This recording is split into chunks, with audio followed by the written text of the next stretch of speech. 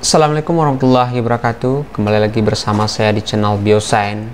Ya, selamat bergabung bagi saudara yang belum mampir di channel YouTube saya. Ya, jangan lupa sebelum proses ini silahkan subscribe, like, komen, dan share video ini ya, supaya nanti untuk video selanjutnya saudara juga bisa melihat apa yang saya sampaikan atau yang saya upload khususnya untuk pembelajaran pada kali ini. Oke, langsung saja kepada topik kita hari ini. Untuk khusus hari ini kita membahas tentang materi perkuliahan, di mana materi yang akan kita bahas yaitu mata kuliah ilmu kealaman dasar. Ya, ilmu kealaman dasar ini adalah pertemuan pertama ya bagi saudara dalam proses perkuliahan ini. Tentu dalam proses kuliah ini di masa pandemi ini kita diminta untuk berproses secara daring ya, apakah itu melalui e-learning atau video pembelajaran ataupun nanti di media sosial lainnya, apakah WhatsApp ya, kemudian Instagram atau dan lain-lainnya. Jadi pada pertemuan kali ini kita akan mencoba sedikit membahas tentang materi kita yang ada di mata kuliah ilmu kealaman dasar ya. Topik kita hari ini kita membahas tentang pengenalan mata kuliah dan pengantar ilmu kealaman dasar ya, mata kuliah ilmu kealaman dasar. Jadi untuk mata kuliah ilmu kealaman dasar ini kita akan berproses selama 16 kali. Mulai dari hari ini adalah pertemuan pertama sampai nanti 16 kali pertemuan dalam satu semester ini ya. Jadi untuk lebih lanjutnya nanti kita coba untuk menguraikan apa-apa saja prosesnya, bagaimana prosesnya selama perkuliahan kita nantinya, dan kita juga bisa berdiskusi. Dan Anda juga bisa meninggalkan pesan di channel ini atau di YouTube ini, memberikan komen jika ada hal-hal yang ingin saudara tanyakan mengenai materi yang saya sampaikan nantinya. Oke, sedikit kita sebelum kita masuk kepada materi lebih lanjut, kita sedikit mereview. Sebenarnya untuk profil ini sudah kita sampaikan juga sebelumnya, kita sudah pernah juga bertemu secara daring pada minggu sebelumnya. Kita sudah juga memperkenalkan diri tentang identitas dosen mata kuliah ini ya.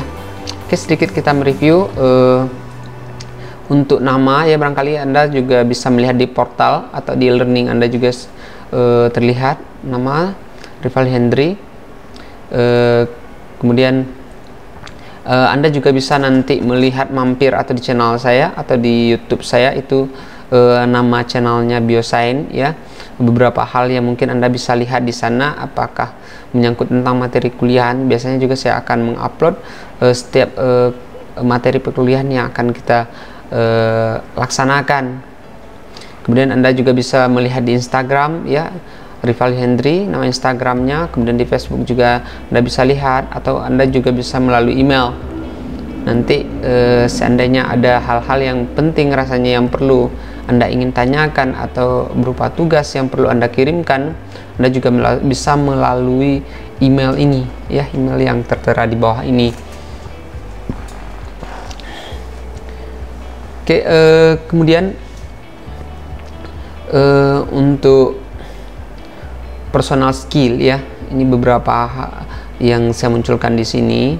Yang pertama, saya sebagai dosen program studi pendidikan biologi ya, khususnya untuk semester ini saya mengampu mata kuliah ilmu kealaman dasar ya, yang di MKDU atau MKDK ya.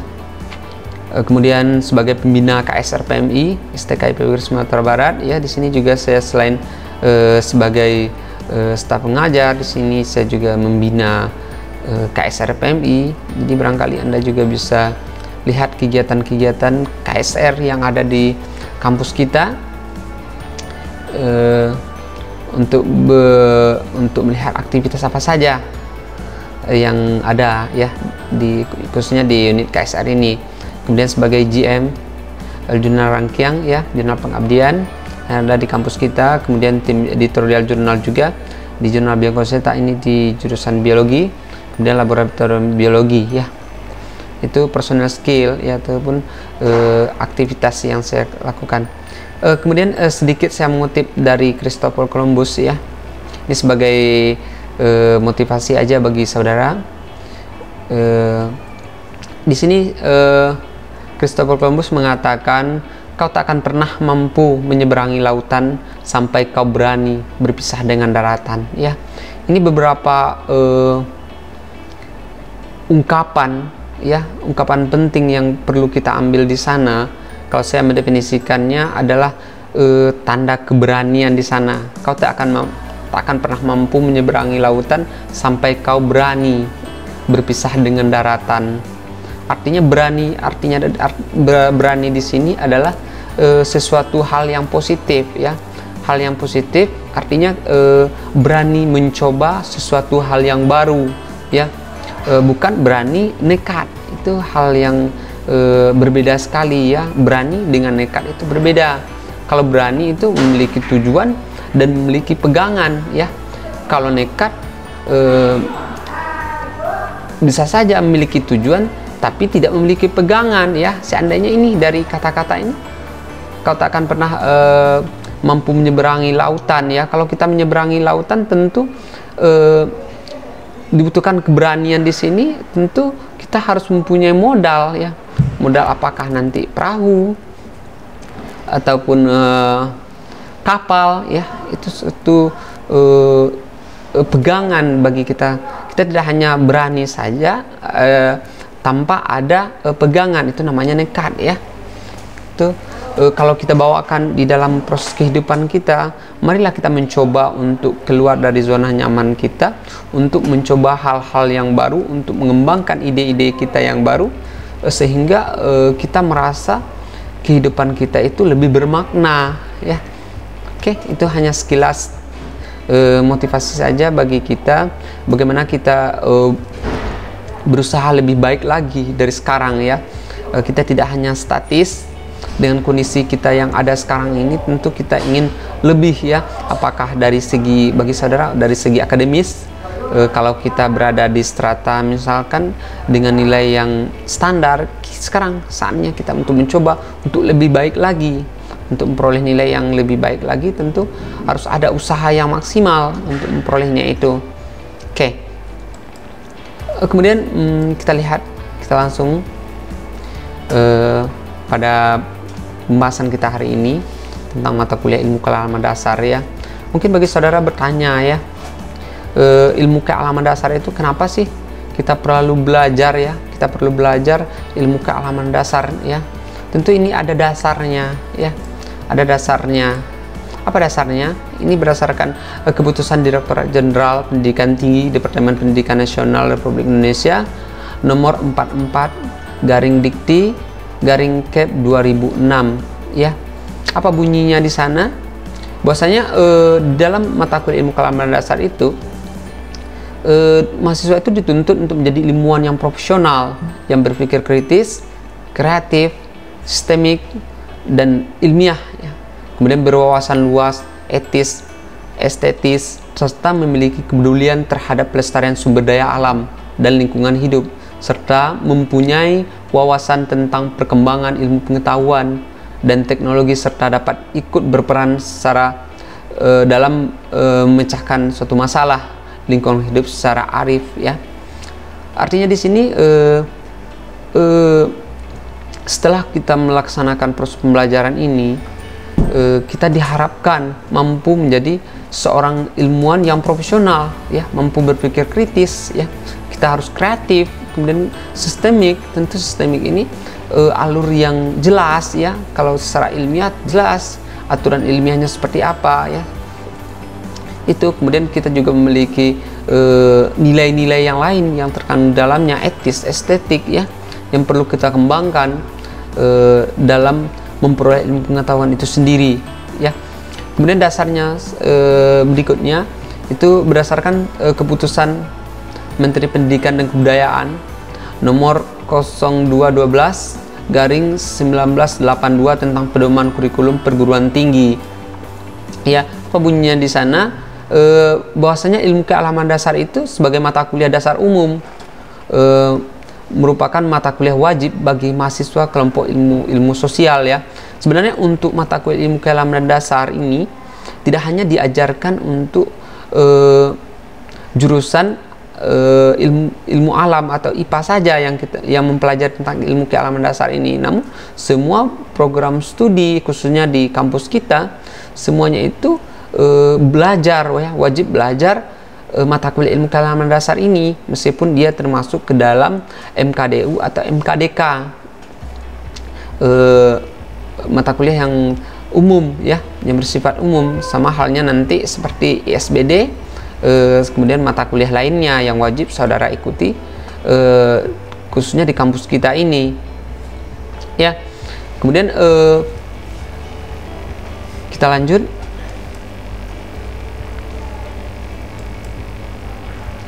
Kemudian barangkali Anda juga bertanya, apa itu ilmu kealaman dasar ya? Oke, kita review sedikit, kita lihat sedikit tentang apa itu ilmu kealaman dasar ya.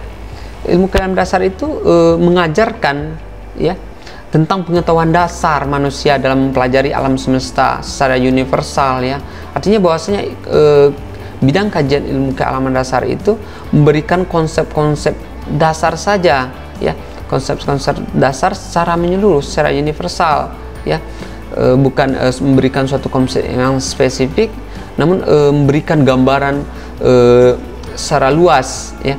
Kemudian konsep awal terbentuknya ilmu pengetahuan alam ya, dan semua turunannya seperti biologi, fisika, dan kimia.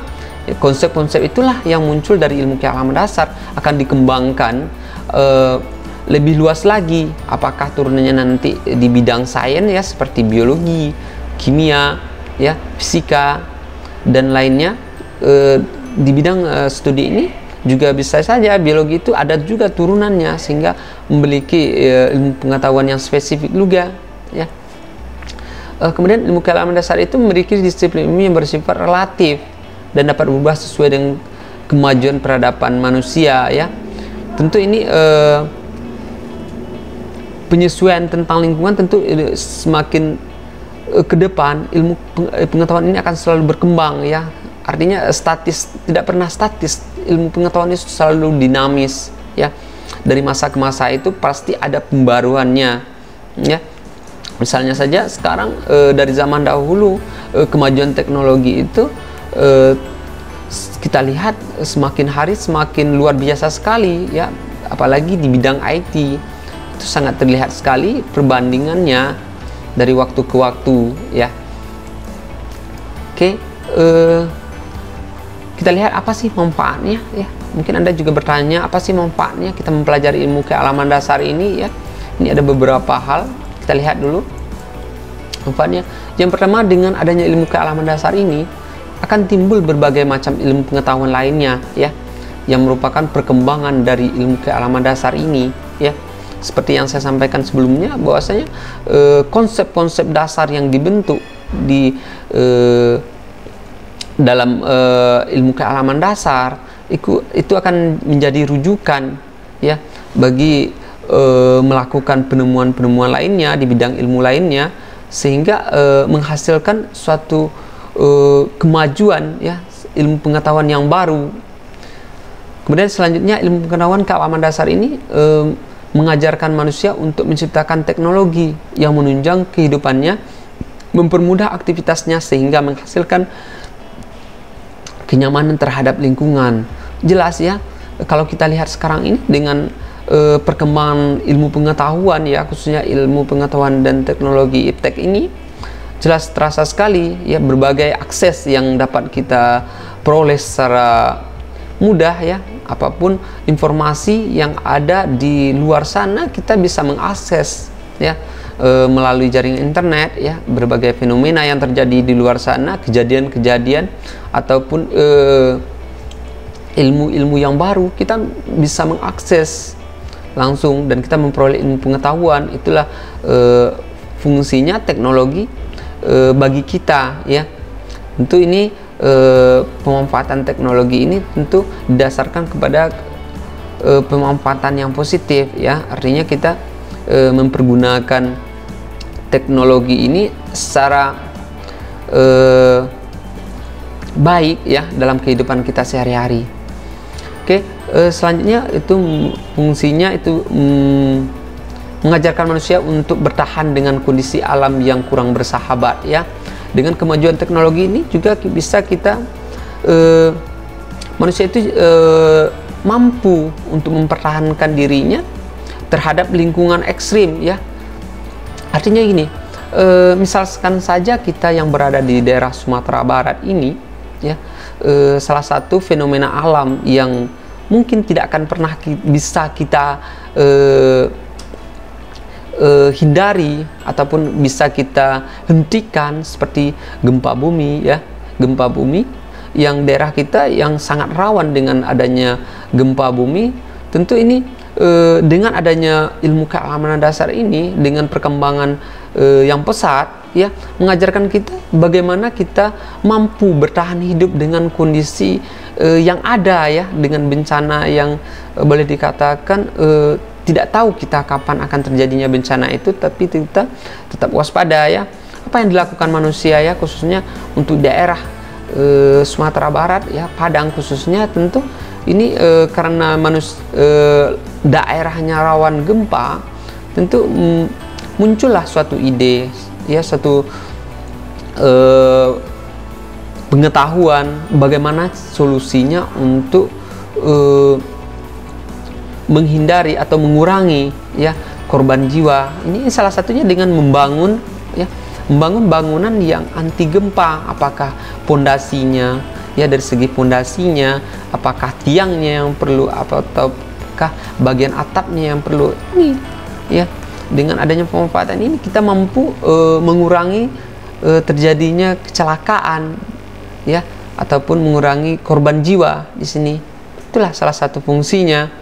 Selanjutnya kita lihat fungsi yang lain, itu mengajari manusia untuk mengolah sumber daya alam ya. Ini jelas ya, kalau kita lihat sumber daya alam yang ada di lingkungan kita ya, baik itu sumber daya alam hayati ataupun non hayati ya, apakah itu berupa hewani ataupun berupa botani, tumbuhan atau hewan ya, yang ada di lingkungan kita, mampu kita manfaatkan secara optimal ya, ataupun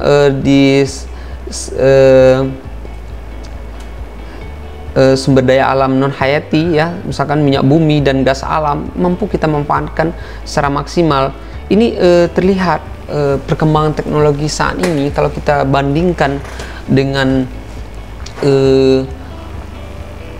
abad 19 ya, ini sangat jelas sekali perbandingannya. Bagaimana orang yang nenek moyang kita terdahulu atau pendahulu kita itu mengelola sumber daya alam itu secara konvensional ya, misalkan sumber daya alam hayati, pemanfaatan lahan misalkan dengan bercocok tanam yang sangat konvensional, dengan memanfaatkan kemampuan manusia seutuhnya. Sekarang tidak lagi seperti itu ya. Orang sudah menggunakan teknologi ya, dengan mengelola pertanian itu tidak menggunakan jasa manusia lagi ya, tapi menggunakan berbagai kemajuan teknologi. Misalkan menggarap sawah itu atau ladang itu menggunakan traktor ya, secara lebih efektif pemanfaatannya, dari jumlah tenaga kerjanya juga dibutuhkan lebih sedikit, kemudian efisiensinya itu akan lebih efisien ya dibandingkan dengan pekerjaan yang konvensional yang kita lakukan. Begitu juga dengan pemanfaatan sumber daya alam non hayati ya, dengan berbagai kemajuan teknologi, pemanfaatannya itu lebih efektif dalam pengelolaan sumber daya alam minyak bumi dan gas alam misalkan. Namun tidak dimungkiri tentu semuanya ini kalau tidak dikelola dengan maksimal, tentu akan berdampak tidak baik terhadap lingkungan. Itulah nanti ada kajian khusus yang kita bahas tentang materi ini ya, pengolahan sumber daya alam ini. bagaimana dalam pengolahannya.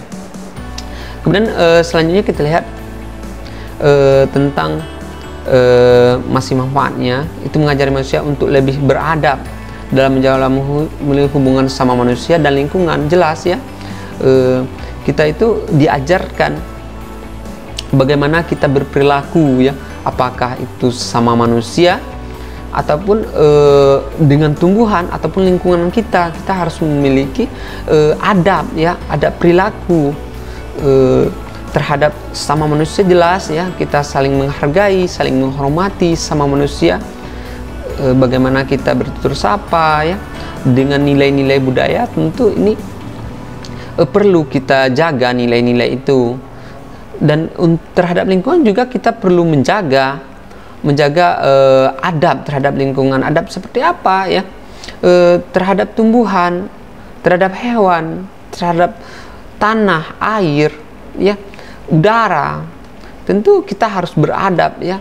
Artinya kita tidak semena-mena memanfaatkan suatu sumber daya alam lingkungan itu sesuka hati kita tanpa kita memperhatikan efek sampingnya. Itu dikatakan dengan adab lingkungan ya.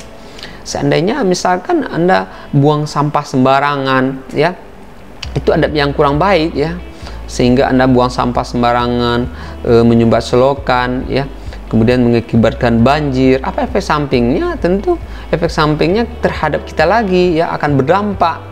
Jadi kita perlu beradab terhadap benda ya, ataupun tumbuhan ataupun hewan. Kita juga perlu ada adabnya, ada aturannya ya. Kita harus berperilaku baik terhadap lingkungan. Kalau tidak, kita akan lingkungan bisa sendiri membinasakan kita kalau kita tidak beradab terhadap lingkungan itu sendiri ya. Kemudian selanjutnya, ilmu kealam dasar itu dengan disiplin ilmunya mampu membuat berbagai teknologi yang mampu mensejahterakan umat manusia ya. Jelas ya, dengan kemajuan teknologi itu sangat efisien dan efektif sekali dalam kemajuan kesejahteraan umat ya. Jelas sekali ini manfaatnya. Oke, kita lihat tentang hakikat ilmu kealaman dasar itu ya. Ini masuk ke dalam topik kita. Apa sih hakikat dari ilmu kealaman dasar itu ya? Kalau kita lihat, ilmu kealaman dasar itu bukan disiplin ilmu, bukan suatu disiplin ilmu, melainkan pengetahuan tentang konsep-konsep dasar yang ada dalam ilmu pengetahuan alam dan teknologi. Artinya seperti ini ya, ilmu kealaman dasar tidak berdiri sendirinya, melainkan beberapa disiplin ilmu yang ada di dalamnya ya. Karena di dalam kajian ilmu kealaman dasar kita tidak terfokus kepada submateri ataupun tidak spesifik seperti yang disampaikan sebelumnya ya. Kajian ilmu kealaman dasar ini universal secara menyeluruh ya, mulai dari sains ya, kemudian teknologi, kemudian humaniora ya, kemudian culture ya, dan budaya kita juga ada yang kita bahas di sana. Kemudian kita belajar dengan histori, sejarah, bagaimana peradaban di masa lampau itu juga dibahas di dalam ilmu kealaman dasar, di ruang lingkup ilmu kealaman dasar ini ya. Itu dikatakan bukan disiplin ilmu, melainkan pengetahuan tentang konsep dasar yang ada dalam ilmu pengetahuan alam dan teknologi ya. Kemudian selanjutnya, ilmu kealaman dasar ini bertujuan untuk mengembangkan dan memperluas wawasan pengetahuan mahasiswa serta mencoba untuk membantu mahasiswa mengembangkan kemampuan personalnya ya. Jelas, diharapkan setelah proses pembelajaran ini ya, mata kuliah ilmu kealaman dasar ini, mahasiswa mampu mengembangkan kemampuan personalnya ya terhadap bidang minatnya, sehingga mahasiswa itu ya mampu menghasilkan sesuatu ide atau pemikiran hal yang baru yang bermanfaat bagi mereka ya dalam melaksanakan kehidupan sehari-hari. Tentu ini penting ya bagi mahasiswa itu sendiri. Kemudian ilmu kealaman dasar itu membantu mahasiswa agar memiliki pandangan yang luas bidang ilmu pengetahuan alam serta mendekati persoalan pengetahuan alam dengan penalarannya yang lebih komprehensif ya. Dengan mempelajari ilmu kealaman dasar ini, mahasiswa diharapkan mampu seperti yang disampaikan sebelumnya, berpikir kritis ya tentang ilmu pengetahuan alam ataupun tentang fenomena-fenomena yang terjadi di alam secara komprehensif, secara menyeluruh ya, sehingga mahasiswa itu memiliki konsep prinsip tersendiri terhadap fenomena-fenomena yang terjadi di lingkungan. Kemudian ilmu kealaman dasar itu diharapkan mahasiswa peka dan tanggap serta penuh rasa tanggung jawab terhadap perkembangan iptek di samping masalah sosial dan lingkungan hidup ya. Jelas perkembangan iptek itu tidak bisa kita mungkiri, kemajuannya sangat pesat dan diharapkan mahasiswa ya wajib ya untuk mengikuti trennya perkembangan saat ini, apakah di bidang sains ataupun di bidang teknologi. Itu sangat penting sekali dengan kemajuan iptek ini ya. Oke. Kemudian kita lihat ruang lingkup ya dari ilmu kealaman dasar ini ya. Untuk topiknya itu sendiri, ilmu kealaman dasar ini dibahas itu berdasarkan undang-undang yang diarahkan oleh Kementerian Pendidikan. Itu ada 10 topik yang diajarkan selama 1 semester itu dalam perkuliahan ilmu kealaman dasar ya. Ya, seperti yang saya sampaikan di awal, dasar kita itu mengangkat mata kuliah ilmu kealaman dasar itu tentu ada dasarnya, ada peraturan perundangannya ya, dan di dalam sudah diatur bahwasanya di dalam mata kuliah ilmu kealaman dasar itu apa-apa saja yang diajarkan di sana ya. Untuk ruang lingkup dari mata kuliah ilmu kealaman dasar itu ya, itu ada beberapa topik yang dibahas di sana yang perlu disampaikan di sana ya. Yang pertama itu membahas tentang pengantar ilmu kealaman dasar, itu yang kita sampaikan saat ini ya, dimana di dalam pengantar ilmu kealaman dasar itu kita membahas tentang hakikat dan ruang lingkup IKD, itu yang sedang kita sampaikan. Hakikatnya sudah saya sampaikan, kemudian ruang lingkupnya ilmu kealaman dasar itu apa-apa saja, ini yang akan kita sampaikan. Kemudian yang selanjutnya, IKD itu sebagai bagian dari mata kuliah berkehidupan bermasyarakat ya. Itu juga nanti akan kita sampaikan bagaimana perilaku kehidupan, diharapkan mahasiswa itu mampu berperilaku berkehidupan bermasyarakat secara baik ya terhadap lingkungan, apakah sama manusia ataupun terhadap lingkungan tempat tinggal mereka itu sendiri ya. Bagaimana manusia itu berperilaku itu sangat penting sekali ya. Kemudian yang kedua nanti akan dibahas tentang alam pikiran manusia dan perkembangannya. Itu di dalamnya nanti akan kita coba merinci tentang hakikat manusia dan sifat keingintahuannya, kemudian perkembangan fisik, sifat dan pikiran manusia ya. Itu yang akan kita bahas di dalamnya nanti. Kemudian yang ketiga yang akan kita bahas tentang perkembangan dan pengembangan ilmu pengetahuan alam ini. Di dalamnya materinya nanti akan kita bahas tentang metode ilmiah sebagai dasar IPA, ilmu pengetahuan alam, kemudian perkembangan ilmu pengetahuan alam itu sendiri, kemudian ruang lingkup IPA dan pengembangannya ya. Sedangkan untuk materi keempat yang akan kita bahas di dalamnya, materi yang akan kita bahas adalah bumi dan alam semesta ya. Bumi dan alam semesta itu materi yang akan dirinci, itu bagaimana proses pembentukan alam semesta dan tata surya, kemudian bagaimana bumi dan planet, kemudian bagaimana struktur bumi, kemudian pembentukan benua dan samudra ya. Kemudian materi yang kelima yang akan disampaikan nanti adalah keanekaragaman makhluk hidup dan persebarannya, di dalamnya biosfer dan makhluk hidup, kemudian asal mula kehidupan ya di bumi ini, kemudian keanekaragaman makhluk hidup, kemudian bagaimana persebaran dan sejarah perkembangan makhluk hidup ya. Itu isinya. Sedangkan yang materi yang keenam, makhluk hidup dalam ekosistem alami ini, yang akan dibahas nantinya tentang populasi dan komunitas makhluk hidup ya, kemudian berbagai bentuk ekosistem alami, kemudian aliran energi dan materi dalam ekosistem ya alami ini, kemudian macam-macam bentuk pola kehidupan. Sedangkan yang ketujuh tentang sumber daya alam dan lingkungan ya. kita membahas tentang klasifikasi sumber daya alam, klasifikasi sumber daya alam dan lingkungan hidup, kemudian konsep-konsep pengolahan sumber daya alam, kemudian masalah kependudukan dan lingkungan hidup, kemudian prinsip dan usaha pelestarian sumber daya alam dan lingkungan hidup, ya. Itu materi yang akan dibahas di dalamnya.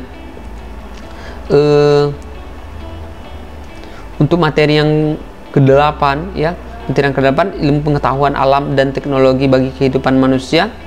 Jelas materinya yang akan disampaikan nanti di dalamnya IPA sebagai dasar pengembangan teknologi, kemudian sejarah peradaban manusia dan perkembangan teknologi, kemudian manfaat dan dampak IPA dan teknologi terhadap kehidupan sosial, ya, kemudian IPA dan teknologi masa depan. Sedangkan materi yang ke-9 itu beberapa perkembangan teknologi penting, ya. Beberapa perkembangan teknologi penting itu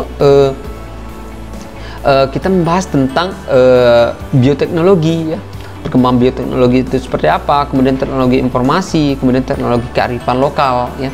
Kemudian materi yang ke-10 tentang isu lingkungan, bagaimana permasalahan-permasalahan lingkungan yang terjadi, apakah isu lingkungan lokal, ya, nasional, kemudian isu lingkungan global, ya. Itu ruang lingkup materi yang akan kita bahas selama 1 semester ini. Ada 10 topik yang akan kita bahas dan akan kita sampaikan selama 16 kali pertemuan nantinya. Oke, seperti yang saya sampaikan tadi, kita sedikit membahas tentang ilmu kealaman dasar itu sebagai mata kuliah berkehidupan bermasyarakat ini, MBB ini. Ini tentu acuannya kepada keputusan Direktorat Jenderal Pendidikan Tinggi Departemen Pendidikan Nasional Republik Indonesia nomor 44 garing dikti garing Kep, ya, garing 2006. Ini standarisasi yang diarahkan oleh kementerian tentang standar kompetensi kelompok mata kuliah kehidupan bermasyarakat ini. Berkehidupan bermasyarakat ini yang harus dikuasai mahasiswa itu meliputi berpikir kritis, ya, kreatif, sistemik dan ilmiah, berwawasan luas, etis, estetis, memiliki apresiasi, kepekaan dan empati sosial, bersikap demokratis, kemudian keberadaban, ya, dan menjunjung tinggi nilai kemampuan, memiliki kepedulian terhadap pelestarian sumber daya alam dan lingkungan hidup, mempunyai wawasan tentang perkembangan ilmu pengetahuan, teknologi, seni, serta dapat ikut berperan mencari solusi pemecahan masalah sosial, budaya, dan lingkungan hidup secara arif, ya. Ini dikatakan sebagai ilmu kealaman dasar itu sebagai mata kuliah berkehidupan bermasyarakat, ya. Oke, lanjut kita membahas sedikit tentang instrumen penilaian, ya. Untuk RPS ini nanti bisa saudara lihat di e-learning apa-apa saja kajian yang akan kita bahas di sana, kemudian materi-materi yang akan disampaikan, kemudian begitu juga dengan tugas-tugas yang akan diberikan melalui e-learning. Anda bisa melihat tugas mandiri ataupun tugas kelompok yang akan diberikan. Silakan nanti dilihat di e-learningnya masing-masing. Supaya Anda lebih tahu apa-apa saja yang perlu Anda siapkan selama perkuliahan ilmu kealaman dasar ini. Oke, untuk instrumen penilaian, sebenarnya instrumen penilaian ini nanti tidak bersifat statis, ya, artinya ini tidak baku. Bisa saja nanti ada beberapa pergeseran perubahan-perubahan yang terjadi tergantung kondisi, ya, karena kita tidak bisa memastikan suatu kondisi itu sesuai dengan keinginan kita, namun kita cuma bisa memberikan perencanaan ataupun anggapan ataupun seperti apa keinginan kita terhadap evaluasi itu sendiri, ya. Untuk proses penilaian, sebenarnya ini ada 4 kategori yang akan kita coba rincikan nanti. Untuk proses penilaian itu beberapa tentang kemudian tentang kehadiran, tugas, kemudian ujian tengah semester, kemudian ujian akhir semester, itu ada poin nilainya. Kemudian yang pertama kita lihat tentang kehadiran. Ini baru direncanakan 20%, di mana di dalam kehadiran ini bukan kehadiran saja yang dinilai 20%, tidak ya, tetapi ada poin-poinnya yang harus saudara ini juga perhatikan juga ya. Kemudian untuk masalah kehadiran, tentu dengan kuliah daring ini diharapkan Anda hadir 100% ya, 100% kehadiran itu hadir ya. Karena kita tidak ini ya, kalau ketemu muka mungkin ada alasan lain yang menyebabkan kita tidak bisa mengikuti perkuliahan, tapi secara daring kemungkinan itu sangat kecil sekali. Selagi kita memiliki keinginan yang lebih ya, tentu ini akan lebih maksimal lagi kalau kita bisa daring dan full ya, 16 kali pertemuan itu Anda mengikuti perkuliahan ini ya. Di dalam kehadiran itu akan kita nilai tentang partisipasi Anda, bagaimana Anda berpartisipasi dalam proses perkuliahan ini, apakah Anda ingin bertanya ataupun menjawab ya, itu akan dinilai. Kemudian tentang sikap ya, tentang sikap berperilaku ya, tentu ini sikap ini sangat luas sekali cakupannya ya. Kalau kita rinci ini sangat luas sekali. Sikap itu bagaimana kita berperilaku, berbahasa dengan baik, itu sopan santun, itu menandakan sikap kita ya. Kemudian absensi, jelas absensi kita itu ada presentasinya nanti dari 20% ini. Kemudian kita lihat melalui tugas ya. Untuk tugas itu selama 16 kali pertemuan, tugas ini poinnya 40. Kenapa ini lebih tinggi? Tentu ini yang lebih besar poinnya. Diharapkan Anda mampu meraup ya hasil yang maksimal di sini. Karena tugas yang diberikan itu ada tugas secara mandiri dan ada tugas kelompok ya. Dalam proses pembelajaran ini tentu ini membutuhkan waktu yang cukup banyak bagi saudara untuk mempersiapkan diri dalam pelaksanaan mengerjakan tugas kelompok ini. Kemudian tugas mandiri ya, tugas mandiri, kemudian kuis. Kemudian untuk untuk kapan diberikan tugas kelompok dan kapan tugas mandiri, berapa kali tugas itu diberikan, kuis itu diberikan, itu saudara nanti bisa melihat di learning ya. Setiap kali pertemuannya terlihat apa-apa saja tugas yang diberikan nantinya, tugas kelompoknya dan tugas mandirinya. Kemudian saudara juga perhatikan di learningnya anggota kelompoknya, karena nanti akan dibagi di learning itu beberapa gap ya, kelompok. Tentu Anda diharapkan bagaimana Anda bekerja sama dalam mengerjakan tugas itu, tentu akan dinilai juga ya. Tugas kelompok, bagaimana Anda bersosialisasi dengan teman saudara itu penting juga. Kemudian tugas mandiri ya, jelas Anda harus mengerjakan secara mandiri tugas-tugasnya. Tentu maksimalkanlah waktu Anda untuk mengerjakan tugas mandiri ya, karena Anda diminta untuk di rumah. Tentu Anda bisa lebih optimal lagi memanfaatkan fasilitas yang ada, internet ya, sebagai sumber acuan. Anda juga bisa merujuk ke sana. Kemudian Anda juga bisa menggunakan buku ya, buku-buku sumber yang seperti nanti ada di e-learning. Nanti akan terlihat apa-apa saja buku acuan yang wajib ya, kemudian yang tambahan yang boleh saudara pakai selama proses pembelajaran perkuliahan ilmu kealaman dasar ini. Kemudian untuk kuis ya, kuis itu silakan Anda lihat di learning, apakah kuis itu nanti akan kita berikan di awal pertemuan ataupun di akhir pertemuan ya. Kemudian apakah setiap kali pertemuan, tentu Anda harus mengeceknya terus di learning. Oke. Kemudian untuk mengenai ujian tengah semester UTS ini, poinnya 15 ya. Di sini bisa saja nanti lebih ataupun kurang, yaitu tergantung pada kondisinya ya. Kemudian untuk ujian tengah semester ini, materi yang akan diberikan untuk ujian setengah semester itu dari pertemuan pertama sampai pertemuan ke-8 ya. Jadi pertemuan ke-9 kita mengadakan UTS. Jadi materi yang disampaikan adalah materi 1 sampai materi 8 yang akan di ujian tengah semesternya ya. Kemudian yang untuk UAS poinnya sama 15%. Jadi untuk ujian akhir semester ya, itu kita akan mengadakan di akhir ya, di akhir semester setelah 16 kali pertemuan. Materinya itu yang akan diberikan dari pertemuan ke-9 sampai pertemuan ke-16 ya.